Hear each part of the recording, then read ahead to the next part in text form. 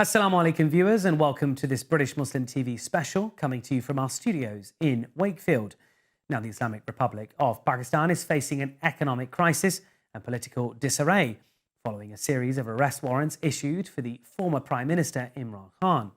Now over the weekend his property was raided in Lahore, and when he attended court on Saturday in Islamabad he faced chaotic scenes at the Islamabad Judicial Complex. Well, for more on this, on the situation, Imran Khan Saab joins us now from Lahore. Assalamu alaikum, sir. Wa alaikum salam. Sir, I'd like to start by asking you, who do you deem to be in control of Pakistan at this time? Well, unfortunately, because the Pakistan democratic system is still evolving, last 60 years, half the time we were ruled by military, martial laws, and half the time by two families. So the military is quite entrenched, the military establishment. And we really have to find that balance, if we have to develop as a nation. Unless that balance exists where the elected government, which has the responsibility, also has the authority, rather than the authority lying somewhere else and the responsibility belongs to the elected government, no system can work. Even if it's a factory, even if a factory you separate responsibility and authority, it won't work. Well, this week we saw chaotic scenes and clashes in proximity to your residence at Zaman Park in Lahore and, of course, outside the judicial complex in Islamabad. Now, Cabinet Minister Maryam Aurangzeb claims, and I quote, that you were using party workers, women and children as human shields to stoke unrest. What's your response to that? Well, first of all, this Prime Minister was about to be jailed for money laundering, and also there was a federal investigating agency which had 16 billion rupees was siphoned off by him and his sons. So he was about to be jailed when the ex-army chief imposed him on the people of Pakistan, and his brother is already convicted and sort of ran away from absconding from justice. So, this is a criminal family which, along with the Zardari family, they have been looting Pakistan for 30 years. They have corruption cases, you can write books on that. So when he says that I'm using families, what he's saying is that when he sent the police to abduct me, it was not the police never fulfilled the requirements to come and arrest me. They came to abduct me. It was an illegal arrest. I was going to, what the whole thing was about? I was supposed to appear in a court on the 18th, on Saturday, which I did appear. On the 14th, the police came to arrest me, to take me to the court, which was on the 18th. So first of all, the whole thing was illegal.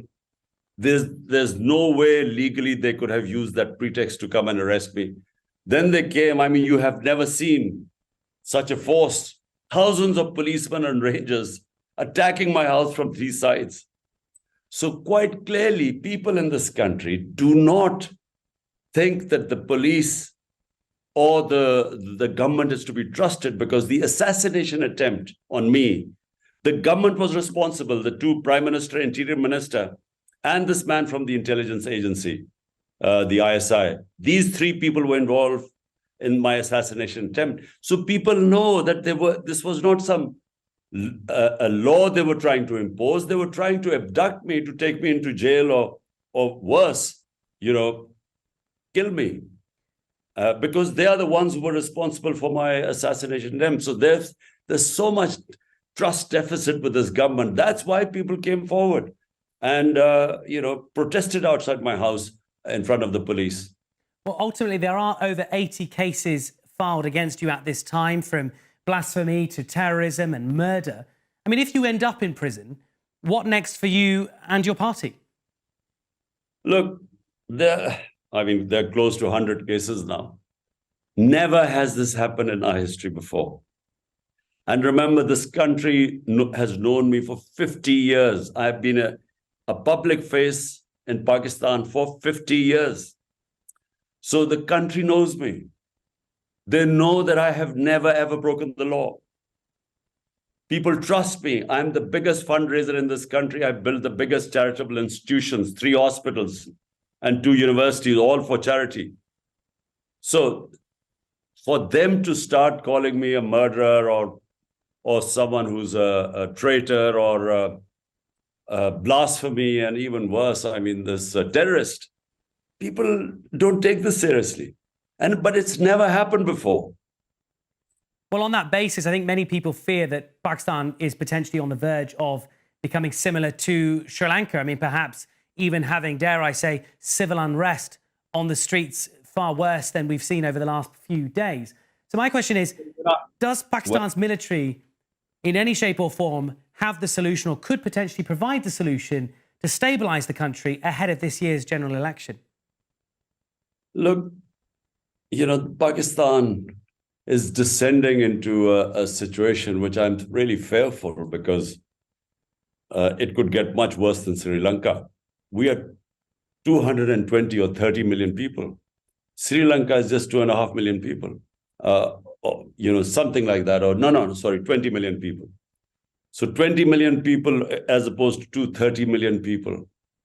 If this goes wrong, it could have repercussions all around, I mean, certainly within Pakistan. And I'm afraid, military or no military, no one, if this economic chaos keeps going in the direction it is, no one will be able to pick up the pieces. So that's why we have wanted elections. All we are saying is to get out of this situation, because the government is clueless, has failed badly. No one has confidence in it, whether inside Pakistan or outside. So the only way out are free and fair elections, and get a government with public mandate, and then allow it to pick up this economy, and so that people have confidence, they can plan ahead a 5-year term. That's the only hope of getting Pakistan out of this mess. Well, who do you deem to be preventing the elections from happening in the KPK and Punjab assembly regions at this time? I mean, what's the holdup? Well, it's all the 12 parties who are in the government right now. All of them are petrified of elections, because out of the 37 by-elections we've had in the last 8 months, my party has swept 30 of them. And this is despite the establishment backing them and, all the government machinery helping them. Despite that, they've been completely rejected by the people. And that's why they are scared of going to the polls. So they are trying to stop the elections taking place. The Supreme Court has ordered the election of the 2 provinces, KP and Punjab, which is 66% of Pakistan, or 64%, on the 30th of April. But the government is trying to run away, and certainly the establishment doesn't want elections. So we really have a situation in Pakistan which is unprecedented again. You've never had this situation before. You touched upon the economics of it. It's undeniable that Pakistan's facing an economic crisis at this time. And I have the latest stats with me from Pakistan's Bureau of Statistics, reporting as of March the 1st, inflation surging to 31.5%. I mean, that's the highest since 1974. And the nation now risks defaulting on its debts. Hypothetically, sir, if you were given the keys to Prime Minister House tomorrow, now really, what would be your plan to turn around the economy? Well, just for your information, the same economic survey, when it talks about when we were in power, which is in March, and we left in April. In March, Pakistan's economic performance was the best in 17 years. It had overshot all its targets of exports, of tax collection, of industrial growth, the agricultural growth, 4.5%. I mean, every target we had excelled. In 17 years, it was Pakistan's best economic performance when, through a conspiracy, we were deposed and these criminals were brought back. So since then, the economy has tanked. Pakistan, as you quite rightly say, faces the worst economic situation. And inflation has gone through the roof. It is not just since 74. In 75 years, currently, we have the worst inflation in our history. And, it is quite fearful, the prospects of Pakistan. Where do we go from here? So we are in a mess. And unfortunately, the government is clueless. It is completely incapable of handling the situation. And the longer we go, the worse the situation gets. Hence, I say that elections are the only solution. We're talking of elections. The biggest rival party to PTI is the Noon League, PMLN party. Now, former Prime Minister Nawaz Sharif Saab has been in London for over 3 years now. We approached the UK's Home Office for a comment as to his immigration status and as to the reason why he is legally able to stay in this country. They've refused to comment. But what interest does the UK government have in providing Nawaz Sharif and his family and affiliated members safety in this country? Well, look, the rich countries gain tremendously from money being laundered from poor countries into tax havens or properties in London and so on. Because they have dollars coming in. It's almost like exports. That's how your wealth of your country grows, if you have exports, when you have dollars coming in. So, I mean, just imagine the amount of money plundered from the developing world by the ruling elites, which goes from the poor countries into rich countries. So London, some of the biggest crooks in Pakistan have bought properties in London, including the Sharifs, plus the Zardari family. They have millions and millions of dollars of property in London, money stolen from people of Pakistan. Every year, according to the Secretary General, United Nations fact-eye panel, he made a panel of economists to find out why are the poor countries getting poorer and the rich getting richer. And the main reason was that every year, $1.7 trillion leave poor countries, developing countries, and go to offshore tax havens or into rich Western capitals like New York and London. So what is happening is that the rich countries have no incentive to stop this because they're gaining from it. So how can overseas Pakistanis, in your opinion, and the wider Ummah support Pakistan at this time? The ordinary people, how can they support Pakistan at this time? Well, for a start, they can talk about and talk to the Western politicians in England, everywhere, in Brussels, in New York. They can talk about the fascist government that has taken over this country. I mean, total abuse of fundamental rights of people of Pakistan. They have completely desecrated our democracy. There's a complete clampdown on media, on journalists. Just now, one of our YouTubers and a journalist of Bold TV has just been put into jail. There's top TV channels that project, that even show me on their screens. They have killed journalists like Arshad Sharif, the best investigative journalist, hounded out. 3 of our best journalists have been hounded out of Pakistan because the amount of oppression going on in Pakistan is unprecedented. No democratic government in its history has such sort of oppression. My chief of staff, Shehbaz Gill, and then of course our Senator Azam Swati were picked up, abducted, custodial torture, stripped naked, tortured, and then presented in front of the courts. But don't forget what has happened here outside my house. I mean, it was an illegal, totally illegal effort to arrest me. And when it was resisted, I mean, this whole place was like a battleground. Then they broke the door of my house, came in and really stole property, things inside my house when I was away in Islamabad. So these things have never happened in this country before. We have really descended into the worst form of fascism. And that is a big danger to Pakistan because, basically all freedoms, all liberties, civil liberties, fundamental rights have been completely abrogated. Since 2020, direct flights between Pakistan and Europe have been significantly reduced. That is primarily due to the state airline PIA having been banned. Now, PIA has passed several international safety audits since then, but many analysts, including myself, do not envisage this ban being lifted anytime soon. Given you've accused the likes of the United States of political interference within Pakistan, do you regard the ongoing ban as a symbol of incompetence domestically or anti-Pakistan policies being implemented by foreign powers? Well, a bit of both, really. I mean, we did make a few mistakes, but then, somehow the conditions were far more harsh on Pakistan than perhaps other airlines. So, basically, we really have to get a house in order.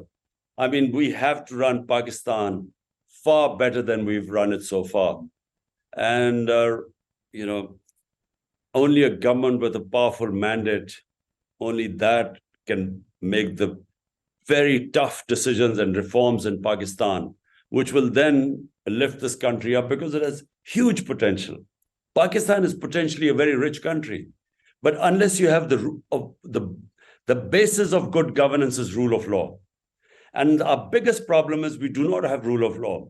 And what we are witnessing in Pakistan right now is just the worst form of law of the jungle which exists in Pakistan right now. It is totally might is right.